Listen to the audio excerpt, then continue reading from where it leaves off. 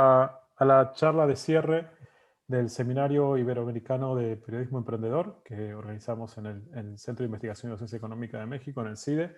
Ha sido una semana intensísima con 15 participantes de Perú, El Salvador, Guatemala, me iba a olvidar de los países, ¿no? Venezuela, Argentina, España, Estados Unidos, México, eh, con muchísimo trabajo y muchísima discusión acerca de cómo hacer para que proyectos de emprendedorismo periodístico de medios independientes se hagan sostenibles.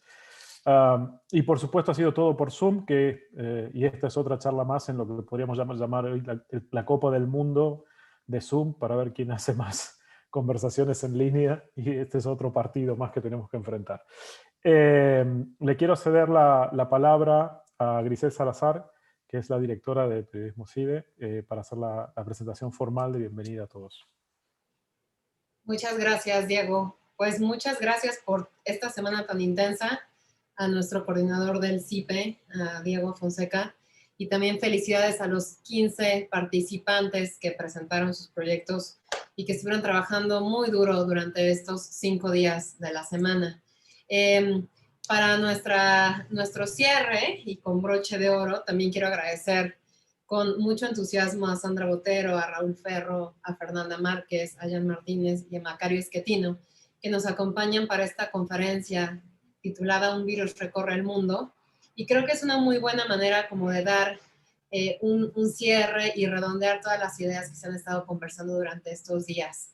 En Periodismo CIDE estamos muy comprometidos con impulsar estos proyectos independientes, con insertarlos en estos contextos tan complicados que hemos estado viviendo, una coyuntura bastante particular, en la que, bueno, pues la prensa realmente tiene que reinventarse necesaria y obligatoriamente. Así que definitivamente esta charla sobre el futuro político y económico que nos deja la pandemia y todo lo que va a venir, esta reinvención de toda la vida como la conocíamos antes, por supuesto que incluye la reinvención también de los medios. Así que, pues nuevamente agradecerles, invitarles a todas las actividades que tenemos en Periodismo CIDE y pues nada más darle la bienvenida a nuestros ponentes de lujo magistrales para esta conferencia. Muchas gracias, Diego, por estos días. Gracias, Grisel, a ustedes. Bueno, estamos en una hora en la que hasta es socialmente permitido tener el mezcal, el pisco, el chupito o el aguardiente antioqueño listo para comenzar la conversación. No voy a ponerme en disputas al respecto, todo es bienvenido. Quiero presentarles a los 5 participantes que estarán con nosotros. Sandra Botero es profesora de Ciencia Política en la Universidad del Rosario en Bogotá. Sus temas de investigación en el área política son las relaciones entre la democracia y el sistema judicial y las dinámicas electorales en América Latina, dinámicas electorales que están en algunos casos seriamente desafiadas en la región. Raúl Ferro es editor, analista, investigador y columnista sobre negocios en la región. Fue director de estudios de BN Américas y director editorial de América Economía, además de corresponsal en Perú, España y Chile de publicaciones internacionales como la Neapel Letter, Metals Week, Latin American Newsletters y World Service International. También está con nosotros Fernanda Márquez Padilla, que es doctora en Economía por la Universidad de Princeton y profesora del CIDE. Fernanda trabaja en temas relacionados con salud y desarrollo. Sus investigaciones abarcan temas como obesidad infantil, salud reproductiva, educación y comportamiento de pacientes. Ha trabajado en la Secretaría de Hacienda y Crédito Público de México, el Banco Mundial, Rand Corporation y el Banco de México también. Y está también con nosotros Jan Martínez Arens, que es director del País América, director adjunto, ha sido y jefe de las corresponsalías del país en Washington y México. En el 2017, Jan fue reconocido por el Club de Prensa Internacional como el mejor corresponsal español en el exterior. Es licenciado en Filosofía y máster en Periodismo por la Universidad Autónoma de Madrid, El País. Recibió clases de Gabriel García Márquez en la Fundación Gabo y tiene formación en Desarrollo Directivo en IES Business School. Es además Fellow del German Marshall Fund de Estados Unidos. Y finalmente está también con nosotros Macario Schettino, que es profesor investigador de la Escuela de Gobierno del TEC de Monterrey, ingeniero químico, maestro en economía, doctor en negocios y candidato a doctor en historia. Ha sido director en instituciones académicas y medios de comunicación y asesor y consultor para partidos políticos, empresas y gobiernos. Macario ha publicado 20 libros en su carrera. Bienvenidos a todos, gracias por estar con nosotros en el CIDE. Y en el Seminario de Periodismo Emprendedor. Tenemos una conversación atractiva y larga acerca de un virus, un fantasma recorre el mundo, las perspectivas económicas y políticas en Iberoamérica, en alguna medida también en el mundo. No me quiero demorar más en presentaciones, quiero ir directamente a las preguntas, haré un recorrido con cada uno de ustedes y después vamos a conversar más abiertamente. A los televidentes, a los participantes de Zoom, a quienes están en la charla, pueden ir colocando preguntas en el chat, las iré administrando para hacerlas correspondientemente a medida que vayamos avanzando desde este primer momento, ¿sí? Jan, primera pregunta. Más allá del impacto económico de la pandemia, ¿crees que a mediano plazo, y para situarnos ya en tema, habrá efectos políticos, tendrá efectos políticos la pandemia y producirá una radicalización del escenario político en América Latina? Hola, ¿qué tal? Diego, bueno, yo diría que es difícil, si no imposible, que no se experimenten cambios profundos en la configuración política y social latinoamericana después de un fenómeno como el de la pandemia, que desborda con mucho el perímetro de las crisis habituales, ¿no? En ese sentido, hay al menos 3 factores que pienso que nos permiten aventurar un periodo de inestabilidad. Primero, es nuestra historia reciente. Tenemos que mirar un poco atrás y qué ocurrió con la anterior crisis que tuvimos, la crisis del 2008 y 2012, y lo que vemos es que tuvo un resultado terrible, una fuerte radicalización política, crecimiento de la desconfianza y sobre todo la ultraderecha en diferentes versiones dio un salto mundial. Ahí está el Brexit, ahí estuvieron Trump, ahí está Bolsonaro, los movimientos neofascistas europeos y muchas más derivaciones, ¿no? Es esperable, por lo tanto, que ahora ocurra algo parecido, aunque no podamos predecir en qué sentido se orientarán y si volverán más fuertes o serán de otro signo. Desde luego hay países a los que hay que monitorizar estrechamente. Uno de ellos, y posiblemente el más importante por la influencia que tiene sobre Latinoamérica, es Estados Unidos, donde Trump, en sus 4 años de mandato, pues ha liberado todos los demonios y ha dado carta de naturaleza a movimientos que antes no se atrevían a salir a la superficie y que ahora incluso han intentado tomar a la luz el Capitolio. No se trata solo de que Trump pueda volver a presentarse a unas elecciones, sino que algún candidato de la alt-right le supere por la derecha o que nos encontremos con fenómenos todavía desconocidos y peores que el que ha representado Trump. Yo creo que este es un riesgo que tenemos que tener en cuenta y que puede ocurrir además en otros países, no solamente en Estados Unidos. Latinoamérica en general es un área bastante inestable y donde podemos hallar bastantes sorpresas, ¿no? Otro factor, el segundo, que yo creo que va a ser determinante en esta polarización, es el ahondamiento entre la brecha entre el norte y el sur. Ahora mismo la estamos viviendo, ¿no? En la comparativa entre lo que está ocurriendo entre Estados Unidos y Latinoamérica, tanto en la dispensación de vacunas como en la puesta en marcha de planes de recuperación. Biden ha movilizado, lo vimos la semana pasada, $2 billones, aparte de los otros 2 billones que ya tenían activados, para detonar la economía estadounidense. Al sur no hay nada similar. Y el efecto pues es evidente, ¿no? Estados Unidos despegará con fuerza, aumentará su distancia de Latinoamérica, aumentará por lo tanto la inmigración a Latinoamérica, pero también la percepción de injusticia.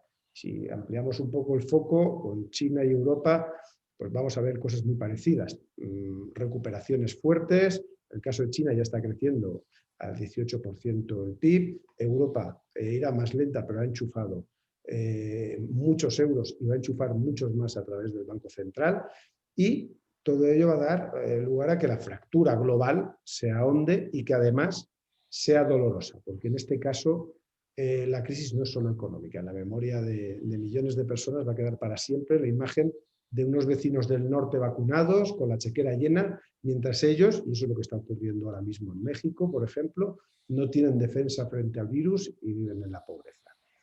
Y como tercer factor, yo pondría el aumento de la desconfianza. Es decir, la mala gestión de la pandemia en Latinoamérica, sobre todo en Brasil, México, en Perú, en Argentina, va a traer un aumento del desapego hacia los líderes políticos habituales.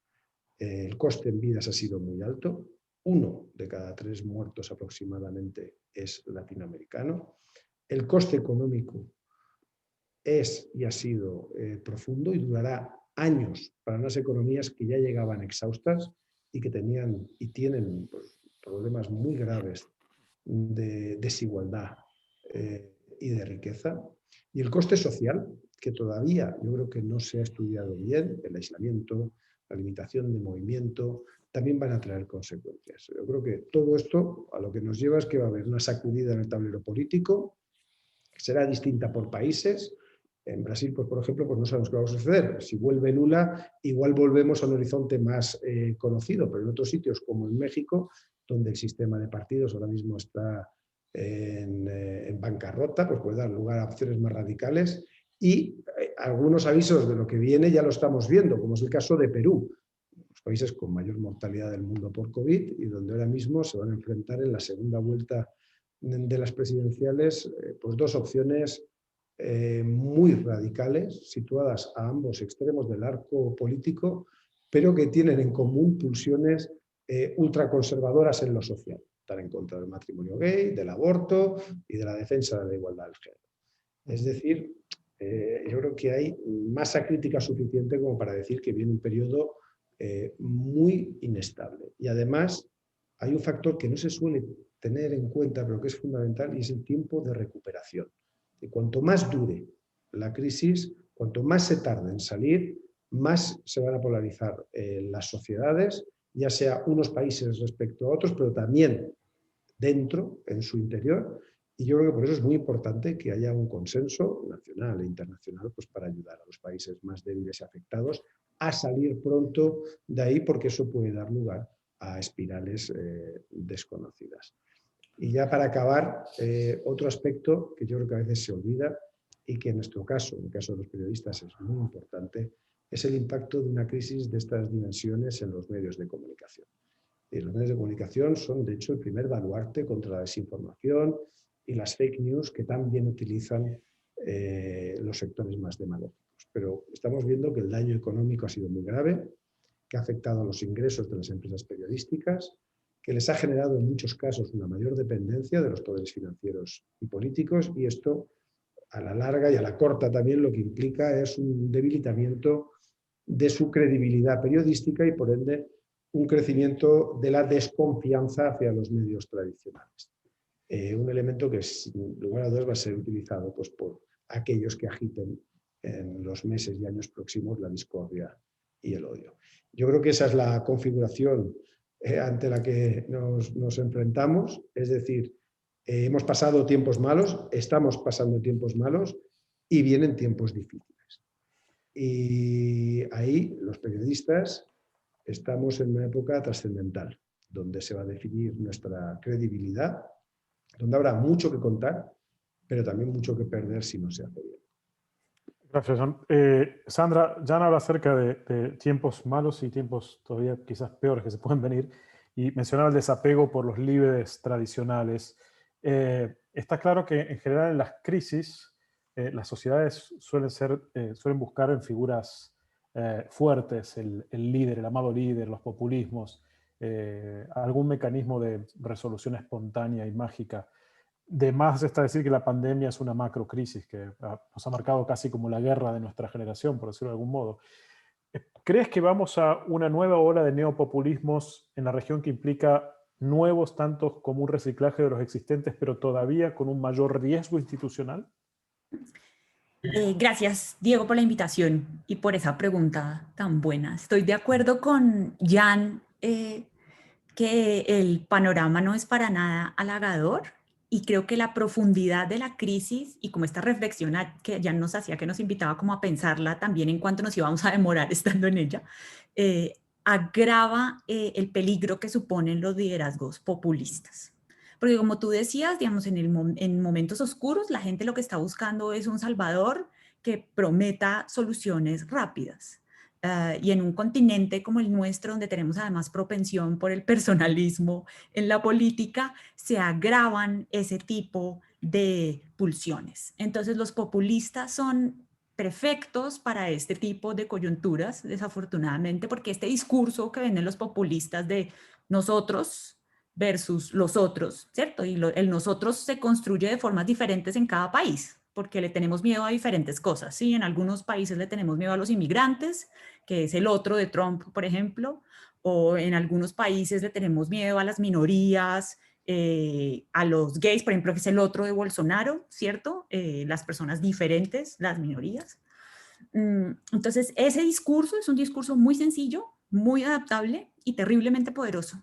Entonces, creo que lo que se nos viene en estos años siguientes en algunos países es potenciar esos espacios. Y el problema del populismo en este contexto es que como se suelta, o sea, como se suspende la rendición de cuentas, se centraliza el poder un montón. Y en el contexto de una pandemia, digamos, lo que yo veo también y me preocupa mucho es como la posibilidad de los excesos autoritarios. Y esto lo podemos ver, digamos, me imagino que lo están viviendo ustedes en los distintos lugares donde están, pero en algunos países, por ejemplo, se nos ha vuelto pan de cada día los toques de queda, la restricción de las movilidades, en unos sí, en otros no. Entonces creo que en esas cosas tan sencillas empiezan a erosionarse derechos civiles y políticos fundamentales. Vemos la situación, por ejemplo, en El Salvador, que fue tan difícil y tan complicada con uno de los populistas como del momento en el continente, y nuevamente lo que está pasando en Brasil, que es como que es un extremo particularmente difícil sobre la incompetencia absoluta en el manejo de la pandemia.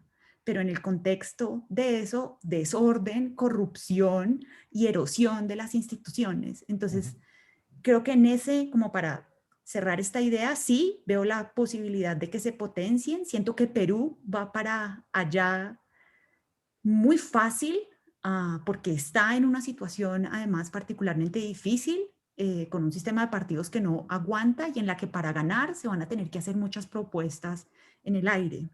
Y una sensación que tengo, por ejemplo, es que Chile también están dadas las condiciones para que alguien salga con un cuento y trate también de vender esta historia populista e inventarse un otro y un temor. Entonces yo siento que lo que nos estamos jugando también en los próximos años es una posible erosión de la democracia en algunos países de América Latina a raíz de estos líderes personalistas. Voy a volver, me quedé muy pendiente de Perú y Chile, que me parecieron dos llamados de atención interesantes lo que plantea. Me salto a Macario, para que hablemos del mundo. ¿Qué mundo nos toca con el virus, Macario? No sé si hablar de la post-pandemia y plantármelo como pregunta ese post, o de la tras-pandemia, o de la continuidad de la pandemia casi en back-to-back. ¿Qué mundo tenemos por delante? Bueno, en principio hay que acordarse que, como dice el Buda, todo se acaba, lo bueno y lo malo, y también las pandemias.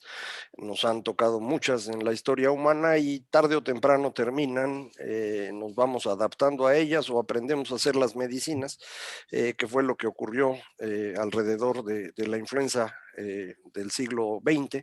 De manera pues que en algún momento saldremos de esto. Creo que estamos avanzando bastante rápido en algunas partes y muy lento en otras. Ya lo decía Jan, hay una gran diferencia entre los países que planearon adecuadamente y compraron su vacuna y los que nada más platicaron y ahora andan buscando y nadie les vende porque no hay suficientes. Entonces eso tiene un costo y lo estamos pagando, en particular en México, ese es nuestro caso. Y creo que lo que vamos a tener posteriormente va a ser una mezcla de muchos elementos que también hemos visto en otros momentos. Por un lado, traemos un proceso de cambio tecnológico muy impresionante que se aceleró con la pandemia. Aunque todo el mundo sabía que nos íbamos a mover a la economía digital, había la duda de cuánto íbamos a tardar, si esto iba a ser 10, 15 o 20 años, y ahora la expectativa son 5 o 10 años cuando mucho, porque pues aprendimos muchos que no utilizábamos comercio electrónico a utilizarlo, aprendimos a usar estas cosas que ahora nos permiten comunicarnos de manera distinta, empezamos a ver que podemos tener el trabajo de una manera un poco distinta, si bien no en todas las cosas en algunas de ellas, de forma pues que vamos a empezar a trabajar diferente alrededor de una economía mucho más orientada al uso, por ejemplo, de electricidad generada vía fuentes alternas y menos combustibles fósiles. Esto va a ser importante para los países que le han estado apostando al petróleo, y esto es algo que no necesariamente será una idea brillante en muy poco tiempo. Sin embargo, en este momento todo parece indicar que estamos nuevamente en un punto de ciclo alcista de precios de commodities, y eso puede ser muy atractivo para América del Sur, no tanto para México, que desde hace mucho se convirtió más en un país manufacturero que en un país exportador de materia prima, pero esto puede ser un elemento interesante para los próximos años, de forma pues que creo que podemos identificar diversas tendencias en materia económica que hay que estar considerando. No debemos olvidar, por ejemplo, el ritmo de crecimiento de la población en el mundo ha llegado prácticamente a su fin y empezamos un proceso de despoblamiento, y esto va a ser complicado de administrar. Estamos en un momento en el cual, decía Jan, Estados Unidos le está metiendo 2 billones el año pasado, 2 billones 3 billones en infraestructura.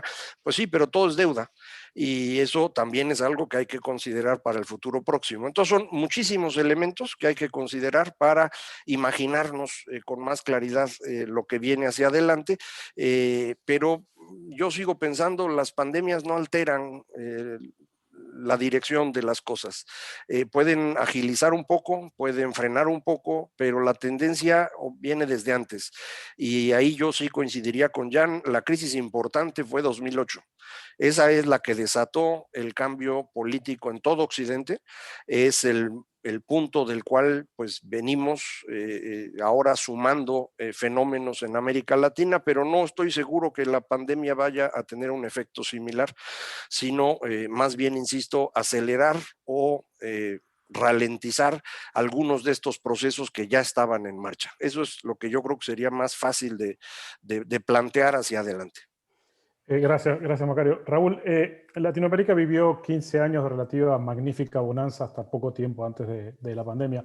Macario recién mencionaba el hecho de que podemos estar volviendo a un momento de boom potencial de los precios de los commodities. ¿Cómo ves el escenario en la región? Y te cuelo otra pregunta ahí que está atada a lo de Jan en algún punto. Mientras Estados Unidos lanzó fondos de ayudas, y la Unión Europea en menor medida, por miles y miles de millones de dólares, América Latina no tiene mucho.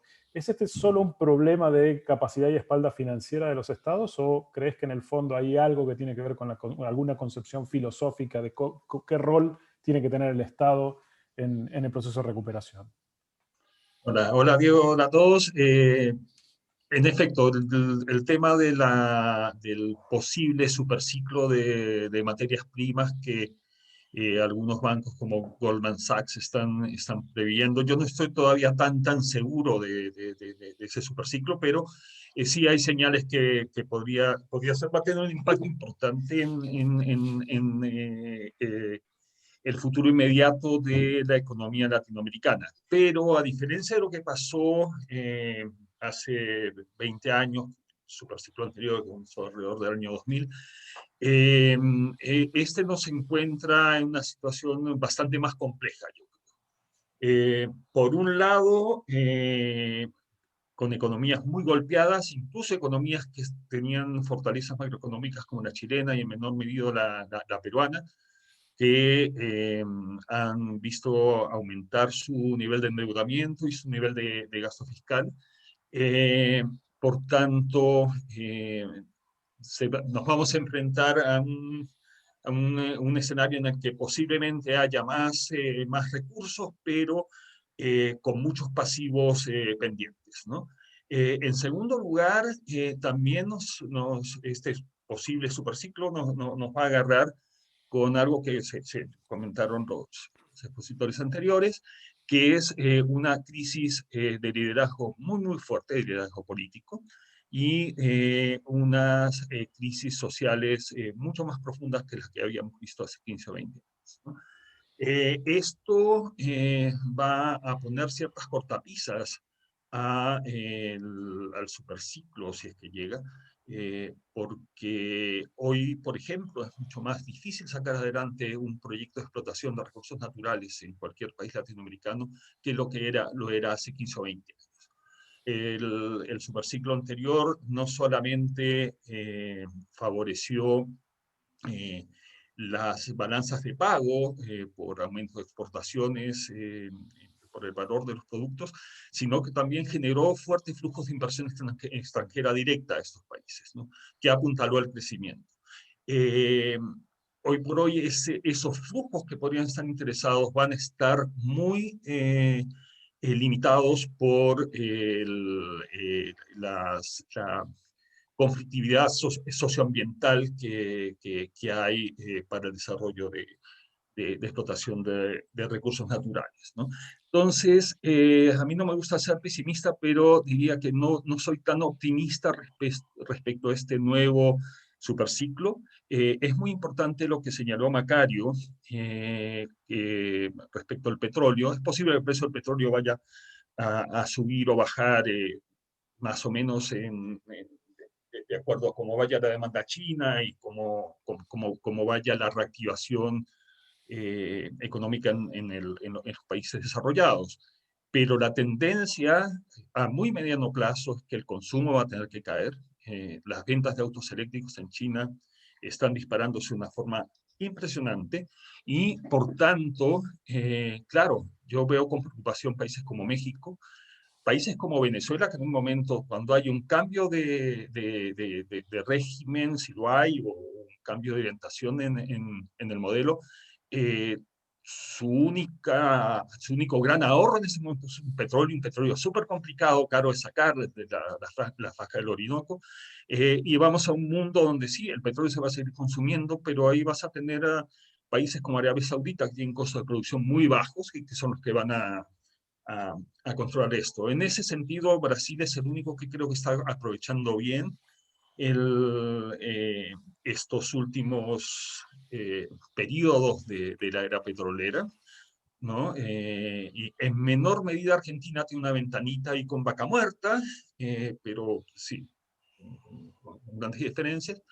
Pero yo creo que el tema del petróleo y de la dependencia de materias primas, de recursos naturales no renovables, es un arma complicada. El mismo cobre, que se ve muy bien, se vende como el gran metal necesario para la revolución verde, para la electrificación, resulta que necesita en su proceso una etapa de fundición, que en este momento está concentrada en China. En China se aumentó la cantidad de fundición de forma muy importante en los últimos años, pero es un proceso muy contaminante y ya han comenzado a salir las primeras señales de que China quiere parar esa expansión por motivos ambientales y comenzar a empujar el reciclaje. ¿Okay?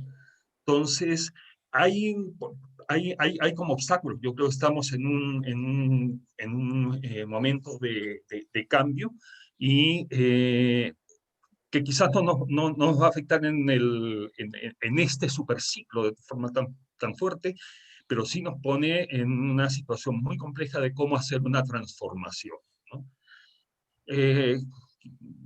En Chile quizás una de las apuestas todavía es eh, muy incierta porque hay muchas cosas que arreglar, es al hidrógeno verde. Me parece que ha sido una opción interesante, tiene una capacidad muy grande de generación a partir de energía solar y eólica. Entonces, como la apuesta para reducir las emisiones de gases de efecto invernadero es sustituir ciertos combustibles fósiles en actividades que no se pueden electrificar, como fabricación de cemento, producción de acero y tal, con hidrógeno en lugar de combustibles fósiles, puede haber una ventana, pero todavía con ciertos problemas.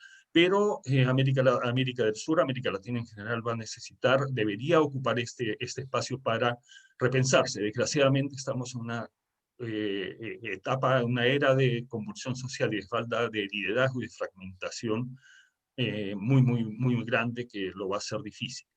En todo caso, bienvenido el superciclo, pero a lo que voy no va a ser la fiesta que tuvimos hace 20, 15 años y que permitió sacar a mucha gente de la pobreza. Yo creo que esta vez no va a ser tan fácil el tema. Va a ayudar, pero no vamos a ver esa bonanza de otras épocas.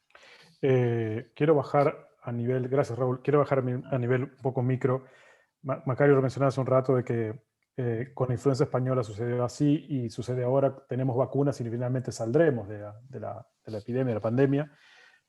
Mientras hablaba recordaba aquel viejo dicho de no hay mal que dure 100 años, pero tampoco hay cuerpo que lo aguante. Y una de las cosas que ha producido la pandemia, más allá de las estrictas afectaciones que produce la COVID, la gente se muere por el virus, hay un impacto en el confinamiento, en el aislamiento, en el no saber si el vecino que te vas a cruzar es un vecino más o te puede contagiar de algo, que genera tensión psicológica, que genera muchísimo temor e incertidumbre en las personas. Y eso indefectiblemente, si uno lo mira en términos económicos, va a impactar en algún momento en la productividad económica. ¿Hay, Fernanda, una crisis invisible aquí en lo bien que nos estamos llevando con nuestro cerebro? Sí, gracias Diego, gracias por la pregunta y gracias también por la invitación. Y creo que es muy bueno el término que usas acerca de esta crisis invisible, o yo lo pensaba como una crisis oculta que no ha sido tan evidente, de todos los efectos a nivel micro, ahora que empezamos a ver la vida de las personas, que ha traído la pandemia del COVID y en particular estas políticas de confinamiento que han sido de alguna manera las primeras de su tipo en la historia moderna, ¿no? Esta noción de, por una enfermedad, tener a la gente, tanto enfermos como sanos, encerrados en casa, ¿no? Y lo que los estudios muestran sistemáticamente es que efectivamente han tenido un impacto sobre la salud y el bienestar de las personas de la familia bien importantes, que van a ser importantes no solamente si pensamos en términos pues del bienestar de las personas, pero también, como mencionabas, que van a tener implicaciones para productividad y van a tener impactos de largo plazo si pensamos en, por ejemplo, cómo se va a acabar organizando el trabajo, las estructuras de familia, de trabajo, laborales, etcétera. Ya mencionaban un poco el tema de la digitalización y cómo va a ser un proceso que se va a volver mucho más rápido. Es probable que lo mismo vaya a pasar con la automatización, en el sentido de que cada vez vamos a ser más dependientes de máquinas para hacer trabajos que antes hacían los seres humanos. Y aquí hago un pequeño paréntesis, que esto no solamente va a ser un efecto probablemente de la pandemia, sino que afortunadamente fue una de las razones por las cuales la economía en términos globales salió mucho mejor librada de esta pandemia que en otras ocasiones en la historia de la humanidad, en el sentido que los procesos automatizados, en particular, si pensamos en la agricultura y la producción de comida, básicamente no fueron interrumpidos, en parte por cómo se dan a cabo, en particular en economías más desarrolladas, ¿no? A la hora que tienes industrias que son más intensivas en el uso de capital y de máquinas, permitió que muchos sectores siguieran proveyendo los bienes y no observamos desabasto de comida, de productos básicos, etcétera, que era uno de los principales temores al principio de la pandemia, ¿no? Que veíamos las imágenes de la gente saliendo a comprar papel de baño, como si se fuera a acabar el abasto de estos productos, ¿no? Pero bueno, regresando a la pregunta que me haces, yo trabajo mucho en temas de salud pública y lo que vemos a un nivel micro es que esta pandemia y las reglas de distanciamiento social y políticas como sana distancia y quédate en casa han tenido impactos bien importantes para la salud de las personas. Vemos un incremento importantísimo a nivel global de problemas y temas relacionados con la salud mental. Aquí estamos pensando principalmente temas relacionados con depresión y con ansiedad. Vemos una crisis o un rezago importante en campañas de vacunación, independientemente a las vacunas de COVID, pero niños que están en edad de vacunarse, que no están completando sus esquemas de vacunación, que va a ser un problema de salud pública, que si bien nos ha materializado porque estamos básicamente confinados y estamos pues con interacciones realmente al mínimo, van a representar un problema de salud en el mediano plazo. Vemos que pacientes con condiciones graves dejaron de ir a hospitales, por ejemplo, personas con infartos, o embolias, etcétera, que no iban al hospital por miedo de contagiarse, de exponerse, etcétera. Vemos un aumento bien importante en las muertes por estas otras causas, como mencionabas, más allá del efecto directo del virus sobre la salud. Y otro tema que es bien importante, que va a ser sumamente relevante también a largo plazo, va a ser una serie de fenómenos que se han dado, por ejemplo, con la salud reproductiva, ¿no? Acceso a anticonceptivos, acceso a abortos y cambios en los patrones generales de fecundidad de las mujeres, ¿no? Entonces, esto creo que va a ser un tema importante si vemos que hay un aumento importante en los embarazos no deseados, por ejemplo, un embarazo no deseado, un hijo a madres solteras, etcétera, es de los pronósticos o de los mejores predictores para pues malos resultados en el largo plazo para los individuos, tanto para las madres como para los hijos, en términos de productividad, salarios, escolaridad, etcétera, ¿no? Y en este sentido también, ya que empezamos a hablar un poco de estos temas, quizá de salud de mujeres, creo que la pandemia también ha sido particularmente difícil para las mujeres en el ámbito laboral. Observamos una caída mucho mayor para las mujeres que para los hombres en el ámbito, en el mercado laboral, tanto formal como informal, como autoempleados. Ha crecido la brecha de género y de manera muy importante esto ha sido particularmente grave para las mujeres que tienen que cuidar hijos en casa. Siguen las políticas en una gran mayoría de los países donde los niños siguen sin regresar a las escuelas y esto ha sido como una carga que ha caído particularmente por las mujeres y que empieza a notarse de manera importante en su productividad y en el ámbito laboral, ¿no? Y si pensamos que esto es algo que va a afectar a la mitad de tu población económicamente activa, pues estamos hablando en un choque de productividad bien, bien importante. Y punto. Bien, bárbaro. Yo no sé si alguno quiere dar continuidad a alguno de los temas, pero ya en particular tengo una pregunta ya para ti. Eres libre también de retomar alguna de las conversaciones iniciadas. Mencionaste hace un momento acerca de la necesidad de un consenso internacional para ayudar a los países más afectados. Creo que también en el 2008 existió la misma discusión alrededor de crear una policía financiera internacional que evitase que los bancos mezclasen negocios para producir nuevas macrocrisis. ¿Qué potencialidad tiene esto? ¿Qué grado de certeza podría haber en que el mundo se ponga de acuerdo en que, bueno, de esto salimos entre todos o no sale nadie? A ver, yo creo que hay indicios de cierta madurez respecto a la crisis de 2008-2012. Yo tengo una experiencia, claro, posiblemente distinta a la que se vivió en Latinoamérica, que es la experiencia española, donde se impuso una política de austeridad dura. Básicamente fue Merkel y los estados ricos del norte de Europa que a cambio de ayuda pidieron una serie de recortes de los cuales España todavía no ha salido. Esa política fue un fracaso, es decir, lo único que sirvió fue para mantener el dolor mucho más tiempo de lo necesario. Otros países, como el Reino Unido o Estados Unidos, que aplicaron políticas de inversión fuertes y mucho más positivas, salieron antes y salieron fuertes. Ahora lo están volviendo a hacer. Y yo creo que ahí, por lo menos en el campo europeo, hubo esa lección. Ahora yo creo que habría que aplicarla al campo latinoamericano. Es decir, que yo creo que está muy olvidado. Yo creo que Estados Unidos ha hablado algo de algunas ayudas para Centroamérica, es decir, pero de momento no ha roto con ese aislacionismo que también tenía Trump de una forma evidentemente mucho más elevada que Biden, pero de mirar al sur como un campo de proyección futura, como un campo de apoyo y sobre todo que haya un discurso de solidaridad internacional.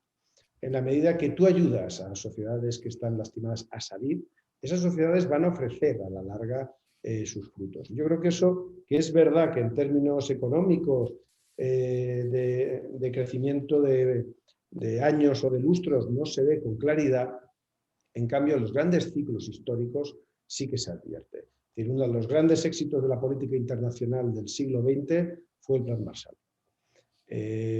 Justo lo contrario de lo que se había hecho con Alemania después de la Primera Guerra Mundial, donde se le quiso hacer pagar la deuda. Es decir, cuando se habla de deuda yo me espanto, porque en la deuda siempre hay un cobrador detrás. Pues no, a veces las deudas tienen que quedar en lo que tienen que quedar. Se puede pagar hasta donde se pueden pagar, porque lo que hay que medir son otros beneficios. Esa forma de pensar que cuesta mucho, y esto en una sociedad como la americana es complicadísimo, que penetre en Europa, ha entrado un poco, y lo ideal sería que eso prosperase, porque yo intuyo, y ojalá se dé ese superciclo, yo estaría encantado. Es decir, no lo sé, es decir, eso, si hay un superciclo, estupendo. Es verdad que para México juega poco, porque México no está en las commodities, sino en la producción manufacturera gruesa, pero ojalá nos encontremos con que haya un concepto, un cambio, un giro copernicano en la idea de que la solidaridad internacional es también prosperidad internacional, que falta. Tengo algunas preguntas que me llegan por privado y en público. Y ya voy a ir con Sandra porque estoy con Chile y Perú en la cabeza y me interesa el tema. Pero esta va para los tres que están en el área económica, más que nada. Primero, Macario me dice, Iván, que al afirmar que la pandemia no producirá grandes cambios, no producirá cambios, sino que acelerará cierto tipo de cambios, ¿cuál es tu evidencia para sostener esto? Es el planteo de Iván. Dice que le parece exagerado tu planteo. Pero tengo una pregunta adicional ahí que parte de algo que mencionó Macario y algo que mencionó Raúl, que también mencionó Fernanda y que Jan acaba de retomar, y es la cuestión de la deuda. Me encanta discutir sobre deuda. Y me parece fascinante que Estados Unidos haya resuelto lanzar una enorme cantidad de capital al mercado, una enorme cantidad de dinero al mercado para poder levantarlo y demás, como lo hizo Obama en su momento con críticas y demás.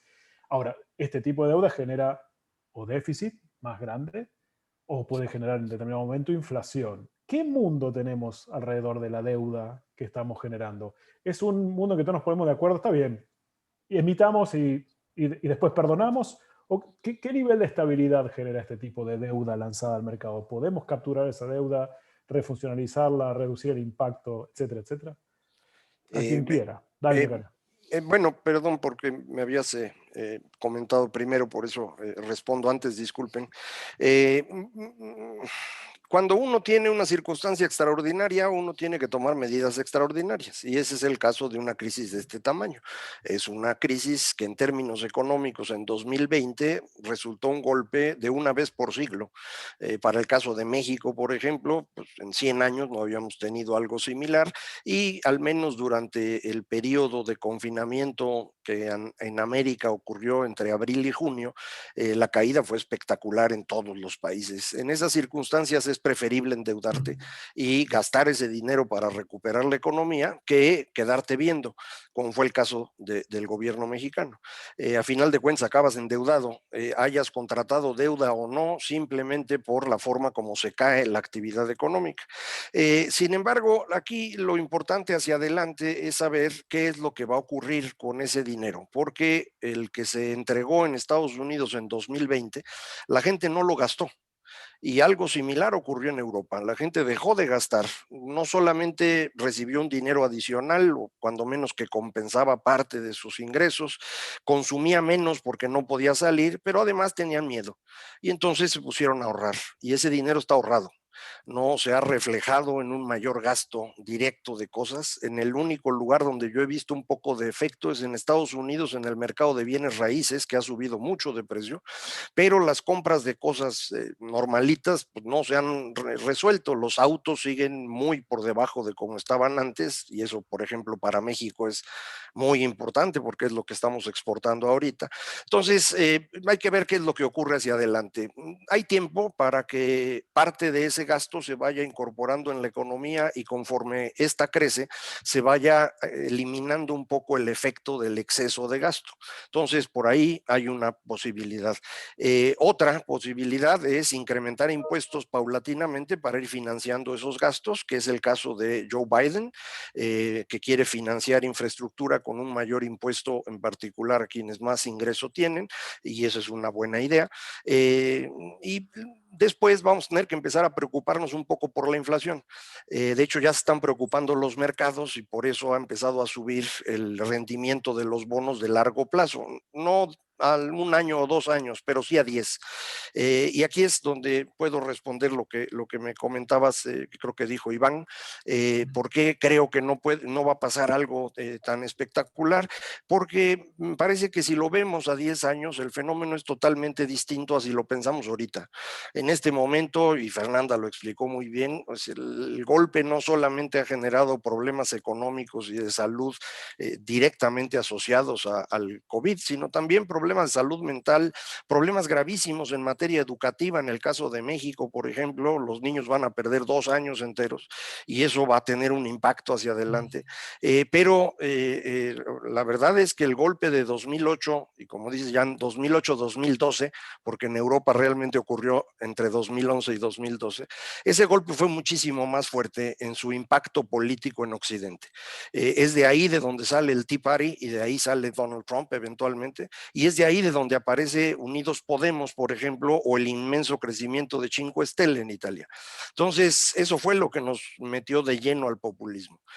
Ahorita yo no estoy viendo eso. A lo mejor eso ocurre después, pero en este momento yo no lo veo y por eso mi interpretación de que el efecto va a ser menos importante que el de la otra crisis. Raúl.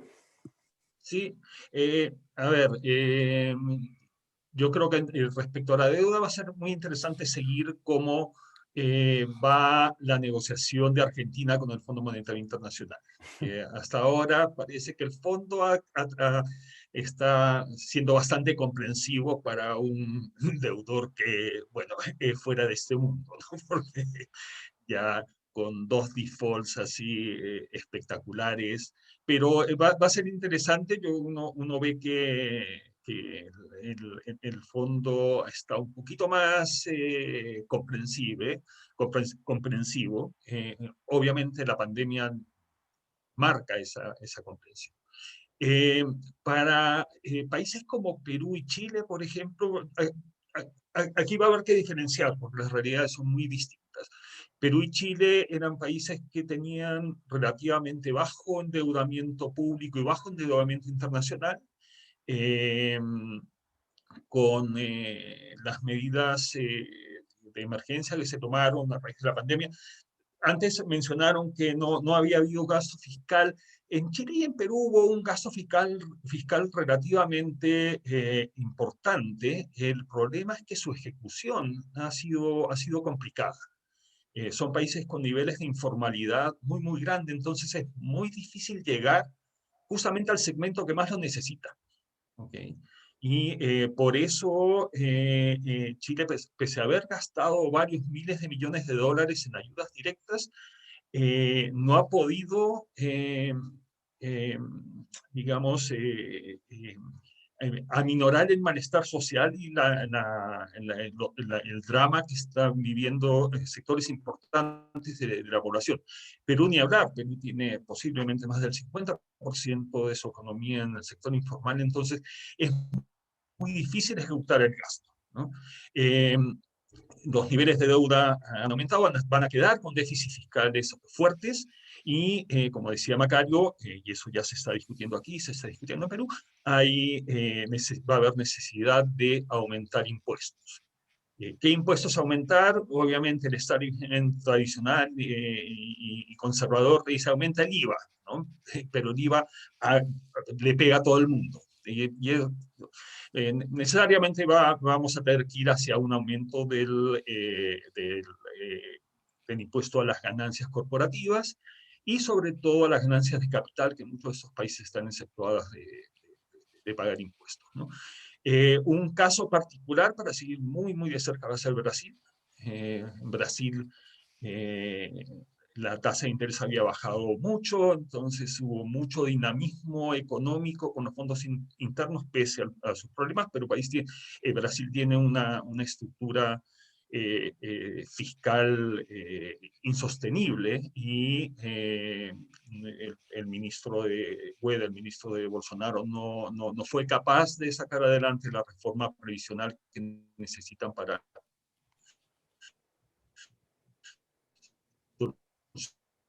eso. Las situaciones fiscales van a quedar debilitadas en un ambiente además de mucha presión social. Acuérdese que en Chile hubo un estallido social antes de la pandemia. Ya venía Chile con un problema muy, muy grave de redistribución o de ingresos, que la pandemia no ha hecho más que agravar. Entonces, no va a ser tan fácil poner orden a ese desorden fiscal, digamos, y vamos a tener países menos aplicados macroeconómicamente a los que estuvimos acostumbrados los últimos 20 años. Ya. Fernanda, no sé si quieres responder lo mismo, pero tengo una pregunta acá que también podría encajar para ti y te la dejo colgando, ya verás. Valeria Betancourt pregunta: ¿qué espacio y potencial tienen las economías de subsistencia para mitigar los impactos de poderes políticos y económicos cada vez más concentrados a nivel nacional y global? ¿Te la dejo para ahora o para después, si es que quieres agregar algo a esta conversación inicial? Está sin audio. Perfecto. Yo quería ahondar un poco en el comentario que hizo Macario acerca del tema de la educación, y creo que efectivamente esto es algo como de primera importancia y que va a ser clave para pensar en los impactos un poco más de largo plazo de la crisis generada por esta pandemia. Y en el tema que, si bien como Macario dice, esto va a ser un problema que le está pegando a 2 años enteros escolares de los niños, creo que la gravedad es todavía más fuerte porque está afectando principalmente a los más pobres, o de manera como mucho más fuerte y mucho más cruel. Observamos que son niños o familias donde el riesgo de salir del sistema educativo y de no regresar es mucho más alto. Son familias donde el acceso a recursos tecnológicos y digitales para poder aprovechar la educación en línea es marcadamente menor, y que además en promedio observamos que las condiciones para estudiar y aprender en casa son mucho menos propicias, ¿no? De hecho, algunos de estos recientes que se hacen en Estados Unidos ven como la brecha en los resultados en exámenes estandarizados entre familias relativamente más ricas y más pobres se ha ampliado de manera significativa desde que empezó la crisis, simplemente porque aprender en línea es un reto, y es un reto para el que las familias con más recursos, tanto en términos de tiempo como de dinero, ha sido relativamente más fácil, ¿no? Entonces, esto va a ser algo que va a tener implicaciones de largo plazo, no solamente para la recuperación del país, sino, como ya se había mencionado un poco, para temas de desigualdad bien importantes, ¿no? Entonces, si no se prevé cómo los efectos que está teniendo esta pandemia y las políticas de tener las escuelas cerradas y de quédate en casa, si no se atienden con programas de aliviación de pobreza, subsidios educativos, apoyos para la familia, realmente podemos esperar que los efectos de esta desacumulación o de esta desaceleración en la acumulación de capital humano nos va a llevar a problemas que no se van a resolver, incluso cuando la economía empieza a despegar en el corto plazo, ¿no? Sandra, has levantado la mano. Además, tengo una pregunta para ti. Sí, porque quería hablar también un poquito de lo que dijo Macario. Veo que todos estamos hablando de lo que dijo Macario. Nos puso a charlar a todos bien. Quería como también, o sea, Macario decía hace un rato como que no, o sea, la crisis del 2008 fue peor. Yo no veo que esta sea tan terrible. Creo que no va a ser tampoco, digamos, no esperaría como los populismos o este tipo de problemas tan fuertes ahora. Yo creo que no son los mismos contextos y no son los mismos contextos. Y no tengo el optimismo que tiene Macario, porque creo que veníamos en América Latina, si ustedes recuerdan, o sea, todo 2019 fue un año de movilizaciones sociales, no solo súper fuertes en Chile, sino también en Colombia, en otros países, o sea, en Perú también después hubo movidas, es decir, esto hay hay un descontento muy fuerte en el continente que la pandemia solo está poniendo en pausa y agravando, ¿me entienden? Entonces tenemos a todo el mundo encerrado en la casa y no pudiendo hacer muchas cosas, pero la pandemia está empeorando todas las condiciones que tenían a la gente en el continente brava. Entonces lo que yo quisiera poner a la gente a pensar es en la posibilidad, esto se va a demorar un poquito todavía en mejorarse, pero cuando esto, no sé, en 1 año, 2 años, logremos de alguna manera vacunas o alguna cosa, volver a, o sea, hay una bomba, hay una olla a presión aquí. Y cuando esto totee, va a totear feo. Es mi sensación. Por eso no comparto el optimismo de Macario. Creo que hay, claro, hay condiciones distintas en distintos países, pero creo que hay cosas que pueden cambiar. Eso, como, eso por un lado. Y otra cosa muy chiquita que quería decir, que creo que conecta con algo que dijo Fernanda al principio, es algo que pienso como en los efectos particulares en las mujeres, Fernanda, que dijiste lo que estaba sucediendo en la pandemia. Creo que eso es algo a lo que hay que pararle mucha atención los años que vienen. Y sabes que tengo, Fernanda, como cosas encontradas ahí, porque por un lado, no sé cómo lo veas tú, pero estamos viendo, digamos, en toda América Latina y en el mundo, como estos efectos diferenciados que están poniendo a las mujeres en estas circunstancias que tú describiste muy bien, y al mismo tiempo estamos en una coyuntura política en que las mujeres están entrando más a la política y poniendo esas discusiones. Entonces siento que es un momento a la vez de esperanza, pero que estamos, o sea, como al mismo tiempo echando para adelante y para atrás en simultáneo en la pandemia para las mujeres, y no, como que todavía tengo a la cabeza tratando de entender cómo se maneja eso. Y quería como simplemente resaltar que ese punto que tú pusiste sobre las mujeres va a ser clave de la próxima década políticamente. Quiero jugar de número 5 y no de número 10 distribuyendo juego. Macario, te han citado. Pueden seguir la conversación. Vamos. Muy rápido, nada más por evitar que estemos discutiendo sobre una cosa que pude haber dicho mal. Tú me preguntabas sobre el mundo y yo contesté sobre el mundo. Si me pregunto sobre América Latina, entonces yo estaría de acuerdo con Sandra.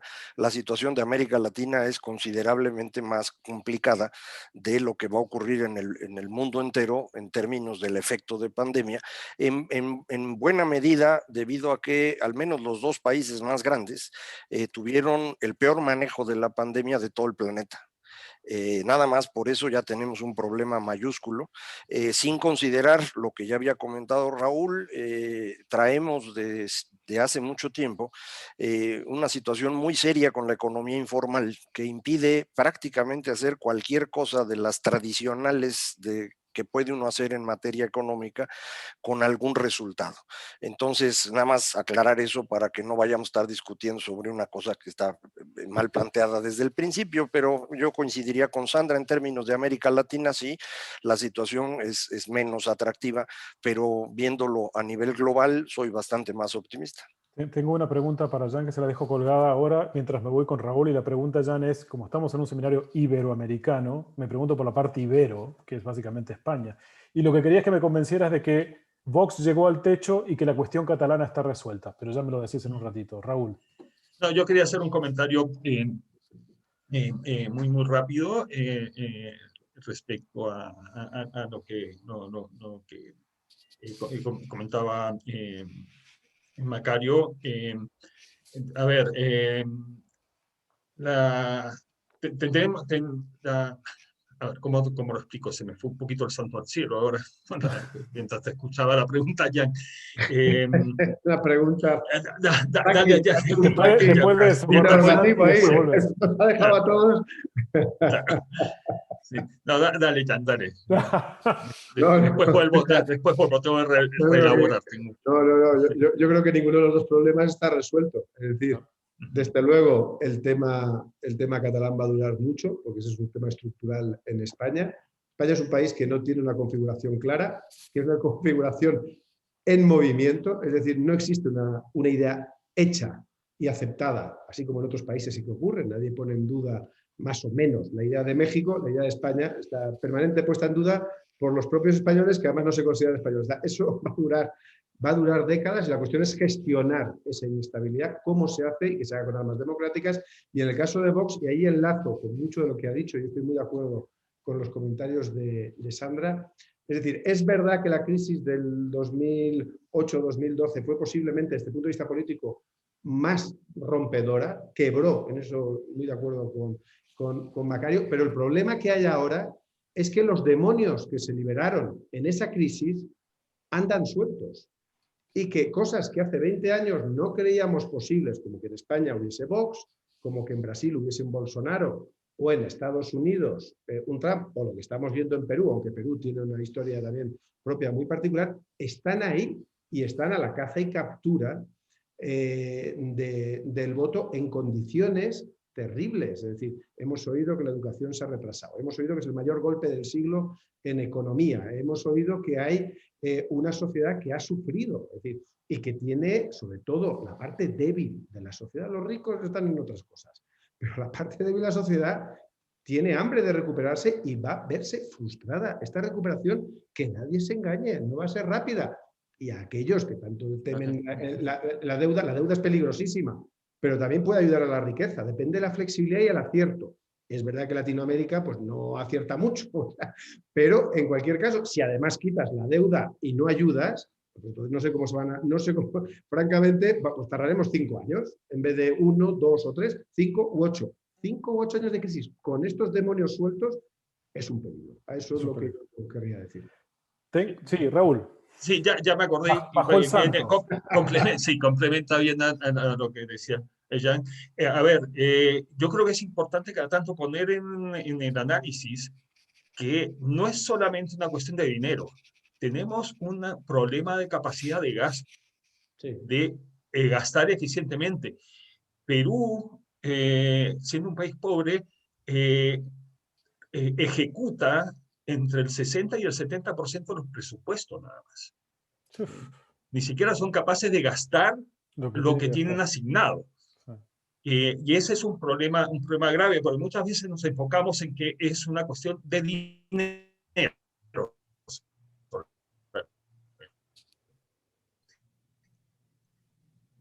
el asunto es importante tenerlo siempre en la ecuación.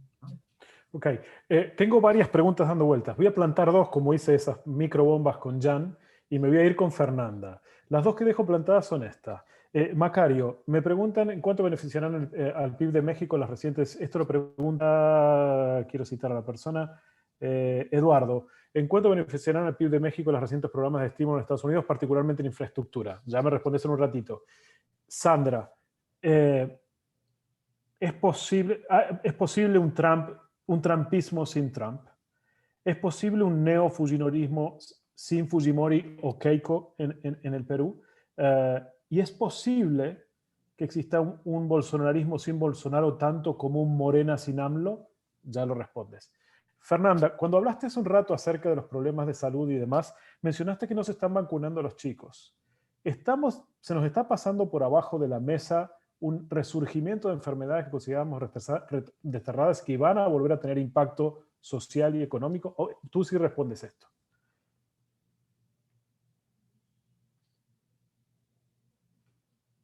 ¿Arranco yo? Sí. Ya. Pues sí, digo, esto creo que viene un poco aunado ya ciertas tendencias de vuelta, incluso desde antes de que empezamos con COVID-19, de estas tendencias en contra de las vacunas, los famosos anti-vaxxers, ¿no? Y de estos rebrotes de sarampión, por ejemplo, ¿no? Aquí el tema es que, como mencioné en mi intervención al principio, este último año llevamos una gran parte de los países del mundo básicamente confinados en casa o con interacciones muy pocas y con interacciones muy distintas a las que teníamos en el mundo pre-COVID, ¿no? En términos de distancia, de higiene de manos, de uso de cubrebocas, de evitar lugares cerrados, de desinfectar superficies, etcétera, lo cual hace que la transmisión de enfermedades en términos como epidemiológicos sea muy distinto a lo que teníamos en la era pre-COVID, ¿no? De hecho, en una de las como sorpresas positivas de esta pandemia es que la temporada de influenza fue de las más bajas históricamente hablando, ¿no? Entonces no podemos hablar de que estemos ahorita observando como un ambiente epidemiológico normal. No hay niños en las escuelas, las interacciones en guarderías son mínimas, con protocolos, etcétera.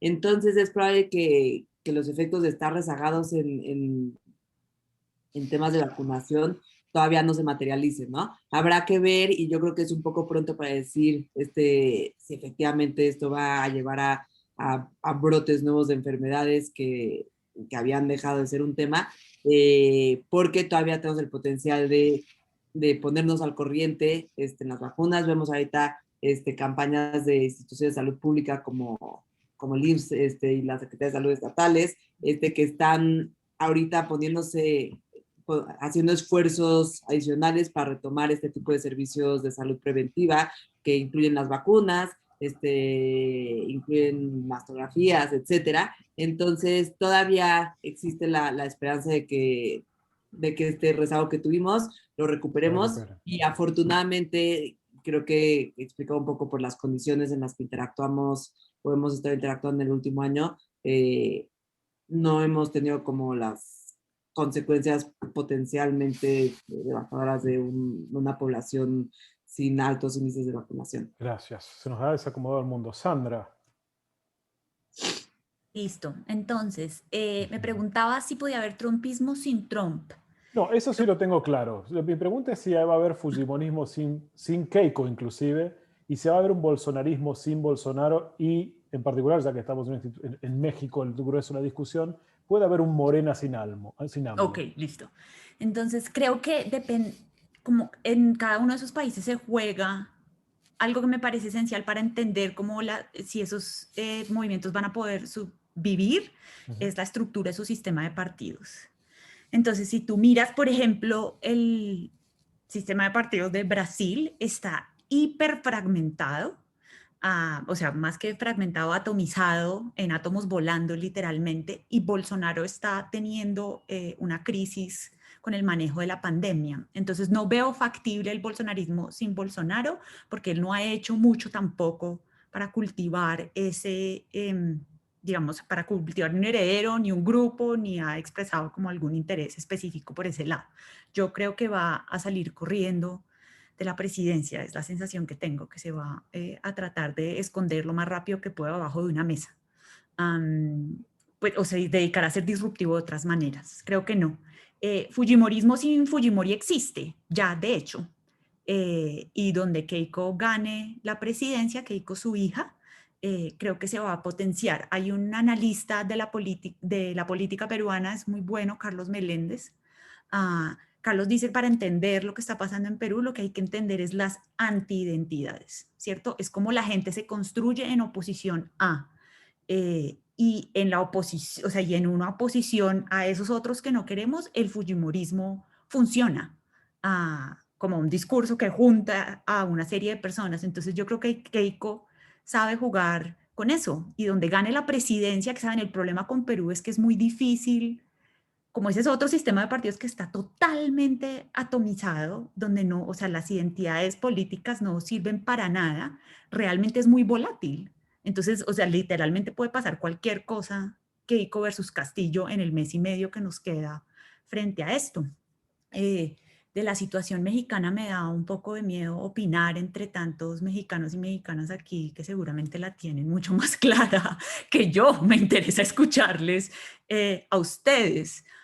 Pero diría, o sea, yo la veo difícil también en México, pero corríjanme por favor si estoy mal. Mi sensación es que eso no necesariamente tiene mucho futuro, pero corríjanme si estoy diciendo locuras. Quiero dejar esa pregunta para Macario, y lo veo a Jan ahí, creo que también se lo voy a colgar a Jan, ya que está a cargo del País América.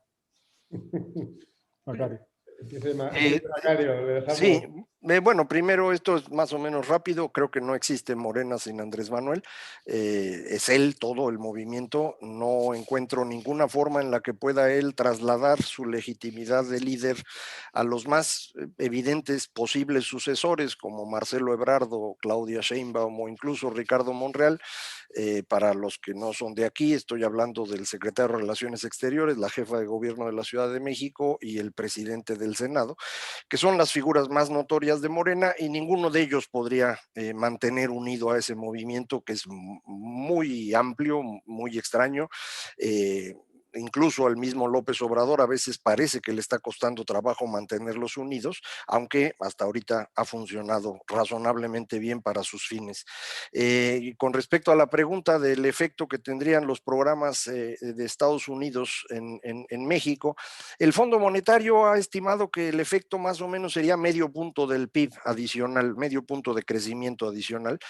Por eso movieron la estimación que tenían de México de 4.3 a 5%, una vez que se anunció el programa de estímulos fiscales. El de infraestructura, falta que quede claro cómo se va a hacer y en cuánto tiempo para poder medirlo, pero yo estimaría que tendría un efecto similar, aun cuando México exporta muchísimo a Estados Unidos, el tamaño relativo de esas exportaciones ya netas de importaciones es muy pequeñito sobre el tamaño de la economía, y nosotros traemos un problema previo, es decir, antes de que llegara la pandemia ya estábamos en problemas económicos bastante serios por una gran caída de la inversión motivada por decisiones del gobierno, y eso no se ha resuelto. Entonces, pues no nos vamos a mover muy fácil. Eso es parte del problema de las vacunas a lo que se refirió Fernanda. Traemos un problemón de escasez de medicamentos en México que no tiene nada que ver con la pandemia, sino con un intento de cambiar la forma como se distribuye la medicina en México, que no le salió y que está causando muchos problemas hasta ahorita, ¿no? Jan.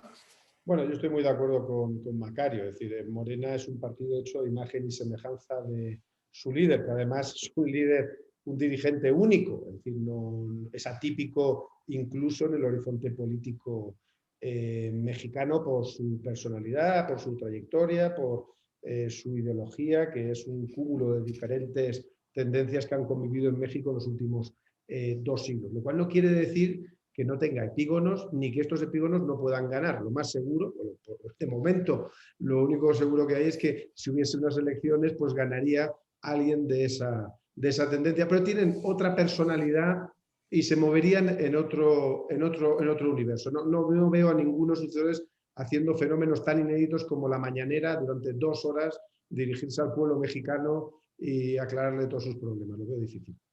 Porque ya no está Chávez. Tengo varias consultas. Hablando de Chávez, nadie me ha hablado de Venezuela, solamente Raúl la mencionó, así que se le voy a dejar ahí picando la pelota para que la resuelva. Tecnología y redes, que han sido cruciales o podrían ser cruciales. El trabajo a distancia, Fernanda, ha incidido en nuestra vida en este año y poco, año y medio y demás. ¿Ves algún driver transformador en América Latina de que esto podría llegar para quedarse definitivamente, que podría haber un cambio cultural en las empresas? Ya me lo respondes. Y Sandra, redes y política. Si algo ha, en alguna medida, traumatizado la relación, la capacidad de representatividad, de contención del discurso de lo social de los partidos, de la ruptura de los límites, porque cada quien tiene una cuenta en Twitter, cada quien tiene una cuenta en Facebook y puede comunicarse directamente con aquella que sigue. Trump ha sido el ejemplo más claro de eso. Me gustaría que me hables del factor disruptivo de las tecnologías en la política en la región. ¿Quién quiere arrancar con esto? ¿Venezuela, redes y cambio cultural o redes y política? Bueno, si quieres Raúl. rápidamente Venezuela, o sea, yo creo que hay un tema de Maduro no tiene en la llegada ni la influencia que tenía Chávez, están económicamente muy golpeados. Hoy viendo lo que pasa en Perú con Pedro Castillo, su referencia hacia el chavismo tiene más que ver con Correa y con Evo. Que con Chávez, de hecho, que con Maduro o con el chavismo en sí. Y hay muchas diferencias entre las propuestas de Perú Libre, el partido de Pedro Castillo y el chavismo. Perú Libre es una versión bastante de un socialismo bastante sesentero, y Vladimir Cerrón, que es el fundador del partido, que no pudo postular por un tema de corrupción, es un neurocirujano formado en la Universidad de Camagüey, ¿no? Entonces, ahí entendemos un poco las cosas. Pero bueno, volviendo a Venezuela, yo siento que tiene, desde el punto de vista de influencia regional, ha bajado muchísimo, y internamente están en un proceso de reconversión económica que para muchos, gente conocida que tengo en Caracas, me habla que están viendo la forma de comenzar a abrirse hacia capital privado nuevamente, incluso en el sector petrolero. Y bueno, uno ya ve, lo comenté ayer en el taller, uno de los sobrinos de Grupo Cisneros ha creado un fondo de inversión en Miami con el que está comprando empresas en Venezuela, ¿no? Entonces hay como un cambio interno. Maduro ha dolarizado la economía venezolana, en medio del colapso, no tiene mucha salida. Entonces me da la impresión que va a haber un proceso muy caótico, desordenado y muy poco eficiente, pero van a ir hacia una cierta apertura. Son dos temas distintos. La influencia regional, que yo creo ha bajado muchísimo, tiene muy poco peso, y una reconversión desesperada de la economía interna.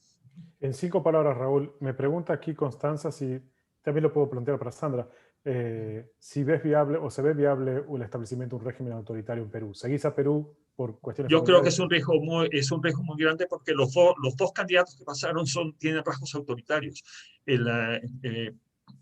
Perú Libre en su programa critica a la Comisión Interamericana de Derechos Humanos. Lo considera un instrumento de Washington. Entonces ya vamos por ese lado.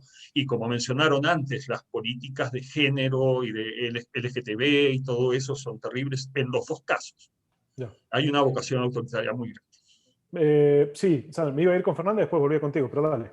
Yo, si me lo permites, Fernanda, si está bien. Yo diría que además, para agregar a lo que acaba de decir Raúl sobre Perú, que es que Constanza, desafortunadamente en Perú se une todas las condiciones para que haya una erosión de la democracia, y es que no solo tienes líderes con rasgos autoritarios, sino que además tienes instituciones muy débiles. Entonces tienes un sistema de partidos que, como te digo, está totalmente atomizado. Tienes muy pocas instituciones que puedan servir de control o hacer rendición de cuentas cuando, digamos, a la presidencia.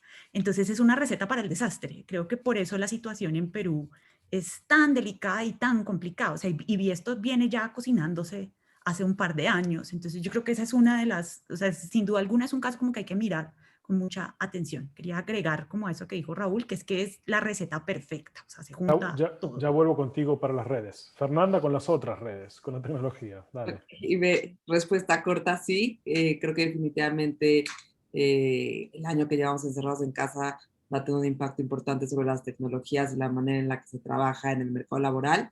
Creo que tenemos que ver esto como una oportunidad, y creo que hay ciertas estructuras bastante rígidas que deberían de encontrar la manera en aprovechar este cambio que se ha dado a nivel global para su beneficio. Creo que en particular el gobierno, y esto no es un tema político, es más bien un tema burocrático, ha sido lento y ha sido rígido y estricto históricamente en flexibilizar sus procesos, pero creo que puede ser una buena oportunidad para propiciar el cambio y traer eficiencias en distintos sectores, pero sí, sin duda creo que es imposible pensar en regresar al mundo pre-COVID, ¿no? Ya. Jan, perdón, tengo que ir con Sandra, después tengo una para ti, Jan, o te la puedo dejar colgada ahora si querés, como quieras. Es muy puntual. Hablabas hace un rato de la brecha norte-sur. En los 90 España fue crucial en América Latina y era nuestro norte en alguna medida en términos de inversión. Pero ahora España es el sur de Europa. ¿Cómo ves el escenario español en los próximos 5 o 10 años? Te la dejo para picando al borde del área, digamos. Muy bien. Vamos, dale. Sandra, las redes y el valor disruptivo en la política. Siento que el otro día me preguntaron en un evento internacional que si yo pudiera gastar plata para invertir como en investigación y en dónde fortalecer a la sociedad civil, en dónde lo haría, pensando como lo que estaba pasando con la democracia en el mundo. Y mi respuesta fue que sin duda alguna yo la metería en entender la influencia de las redes sociales en los sistemas políticos hoy en día. Yo les digo a mis estudiantes todo el tiempo que las redes sociales están redefiniendo y van a redefinir la forma en que funciona la democracia. Porque, ¿saben? La democracia La democracia no la inventamos, o sea, o claramente no se la inventaron en Atenas para las redes sociales, pero ni siquiera la democracia moderna, como ha funcionado, digamos, en las décadas recientes y en el siglo XX, está preparada para esto que estamos viviendo ahora. Para la velocidad en la que fluye la información, para las dinámicas de desinformación, para la forma en que la gente puede usar las redes sociales para coordinarse. Y acá estoy mencionando solo 3 cosas. Y la cuarta cosa que podría decir es que están también transformando los medios de comunicación, ¿saben? Y los medios de comunicación y el flujo de información son centrales para la noción de democracia que tenemos por el pluralismo de ideas y por el flujo de información. Entonces, no creo que haya ninguna otra cosa que esté pasando en el mundo en este momento, como en términos de democracia y de sistema político, que sea tan crucial como entender los cambios en las redes sociales para esto, porque la democracia está cambiando literalmente en este momento bajo nuestros pies y no tenemos control sobre eso. Entonces, piensen en toda la discusión sobre libertad de expresión en redes sociales. ¿Quiénes se callan y quiénes pueden hablar? ¿Por qué se calla Trump? ¿Por qué no se calla Trump? ¿Por qué hay censura frente a unas personas? ¿No? Y cómo la gente usa las redes sociales. Yo creo que no nos alcanzamos a imaginar lo que va a pasar dentro de 10 años, ni siquiera. Y me parece que la responsabilidad y la forma en que se están redibujando los medios de comunicación en ese espacio, de eso depende la vida del sistema político que conocemos. No es menor. Sandra. Antes de irme con Jan, les voy a dejar la tarea para lograr, que son las 2 últimas preguntas que tengo para cada uno. Primero, que me digan cuál es el mayor temor que tienen para el futuro. Y segundo, para terminar una nota arriba, positiva y optimista, ¿cuál es la visión más optimista que tienen para el futuro? ¿Qué es aquello que más les interesaría ver que suceda positivamente y que tenga un cierto grado de probabilidad? Jan, vuelvo contigo. España, norte-sur, y España, sur-norte. Bueno, yo creo que el papel de España en Latinoamérica ha ido a menos y va a ir a menos. Es decir, hablaba, que he hecho la pregunta, de un plazo de 5 años. Bueno, pues en 5 años difícilmente España va a recuperar terreno perdido en influencia, en presencia, en colaboración, a fin de cuentas. ¿Por qué? Pues básicamente porque España, desde aquella crisis de la que hemos hablado, está reconstruyéndose, ahora ha vuelto a tener un problema grave, políticamente se ha roto la estabilidad que había caracterizado la democracia española, se han atomizado los partidos, han aparecido tendencias centrífugas fuertes, entre ellas la de Vox, que es el tercer partido en España, aunque caiga puede seguir, y tenemos el problema catalán que tú antes muy bien has preguntado. Ahora, también digo, la relación de España con América no es una relación que se mida en plazos de lustro de 5 años o de años. Es algo mucho más profundo. Aunque haya mucha gente que no lo entienda, aquí y allá hay mucho más. Y eso, a la larga, juega en favor de América y juega en favor de España. ¿Cómo se desarrollará? Bueno, pues si prima el sentido común y no ciertas tendencias, como vemos aquí en México, de castigar a la gente o señalarla por su nacionalidad, pues hombre, se podrá avanzar. Si en España crece la generosidad y el darse cuenta de que muchas veces es más importante América que Europa, también se podrá mejorar, pero habrá que ver. De momento, los próximos 5 años, yo creo que está el asunto mal. Y si quieres, contesto ya esas 2 preguntas y ya doy paso a los otros 2. Mi mayor temor, siendo claros y rápidos, es que después de Biden en Estados Unidos tengamos algo mucho peor que Donald Trump. Y mi gran esperanza es que todas estas inyecciones de dinero de alguna forma nos hagan vivir una época de bonanza económica que vaya de norte a sur, que ya lo necesitamos. Gracias, Jan. Raúl.